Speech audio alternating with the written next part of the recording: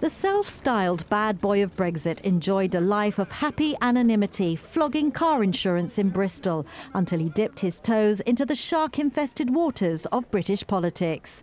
That's a direct quote about Aaron Banks on his publisher's website, describing the multimillionaire businessman at the centre of Brexit's latest controversy. The key issue revolves around his personal loans of £8 million to the Leave.Eu and Better for the Country campaigns, which Aaron Banks controls. The UK Electoral Commission referred the matter to the National Crime Agency, suspecting the insurance businessman was not the true source of the loans. It also said it believed the money involved Rock Holdings Limited, a company owned by Mr Banks that's registered in the Isle of Man.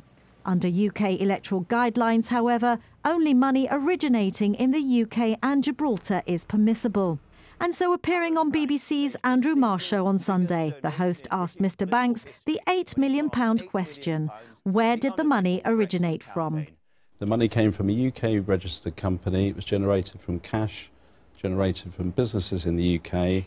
And the whole misunderstanding revolves around the role of Rock Holdings as a holding company. Well, before we start, I'd just like to say, absolutely for the record, there was no Russian money and no interference of any type. So where did the money come from? When it went into Leave.eu's account, where did the money come from? Money came from Rock Services, which was a UK limited company.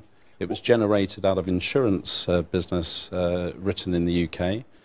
Contrary to some of when it was put to Mr Banks that his Gibraltar-based Southern Rock Insurance made a loss of £32 million in 2016, he reiterated that the donation came from his group of companies through the UK-registered Rock Services, adding there were a series of intercompany transactions. However, he didn't state exactly which of his companies had generated the money for the donation. But Rock Services itself reportedly recorded a loss of £281,000 in 2016, the year of the EU referendum. Southern Rock Insurance Company Limited received its licence from the Gibraltar Financial Services Commission in January 2005. Its principal activity is to underwrite insurance for the UK-based Eldon Insurance Services, also owned by Aaron Banks. However, both appear to have been loss-making, with Mr Banks having to recapitalise Southern Rock in 2015 to the tune of £77 million. At the time, he also stepped down as its director. But questions remain as to the true origins of that bailout money, transferred from another of his holding companies, ICS Risk Solutions, in the Isle of Man.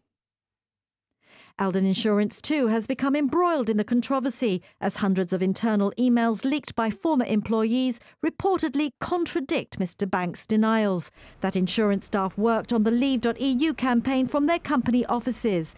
If this was the case, it should have been declared under electoral law.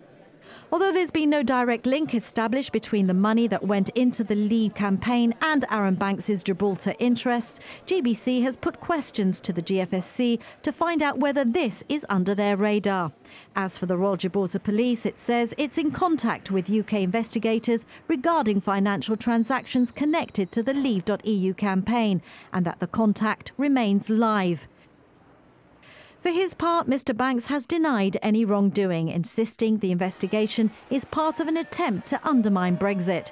He says he's never received any foreign donations and that there is no evidence of any wrongdoing from his companies.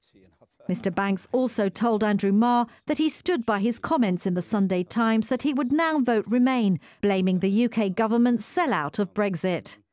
Scenting blood, it seems those sharks in the infested waters of British politics are now circling.